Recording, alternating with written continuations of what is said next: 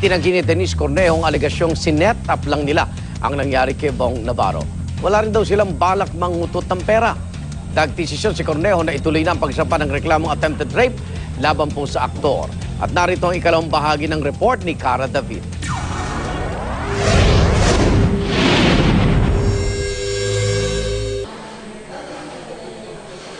Ayon sa police blotter na kapwa pinirmahan ni Denise at Vong, sinabunutan daw ni Vong si Denise at pilit raw na hinubad ang shorts ng dalaga. Pero nanlaban ito. Hinigaan niya po ako, tapos po, yun, pinaghihilan niya ako, nakalmot, may mga kalmot nga po ako.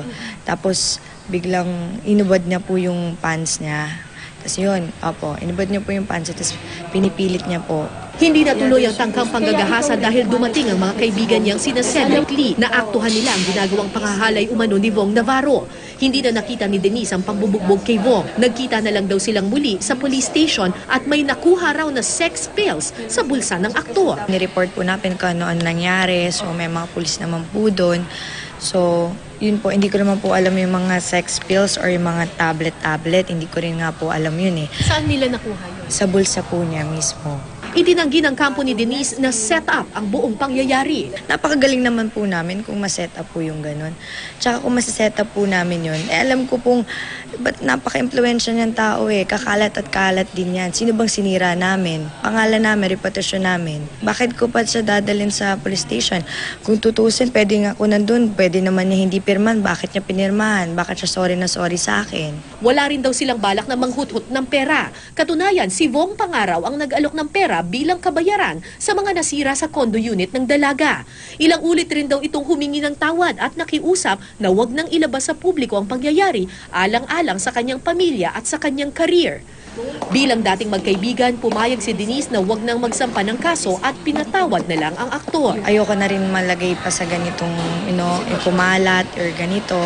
So, pinatawad ko po siya. Binigyan ko siya ng pagkakataon, magbago po. Pero nagbago na ngayon ang damdamin ng dalaga. Matapos lumabas sa media si Vong Navarro kahapon, desidido nang lumaban si Denise at magsampa ng kaso laban kay Navarro anumang araw mula ngayon. If you want justice, I will give you the real justice. Nilinaw rin ni Denise na wala siyang kinalaman kay GMA Network Chairman and CEO Felipe L. Gozon na nakitang may litrato sa kanyang Instagram account. Nagkataon lang daw na nagpakuha siya ng litrato noon sa isang event kasama ang kanyang lolo na dating taga-GMA. I apologize that Attorney Gozon na nalagay po yung pangalan niyo dito dahil wala naman po hindi ko po makokontrol ang mga tao na gustong sumira. Para sa unang balita, Cara David reporting.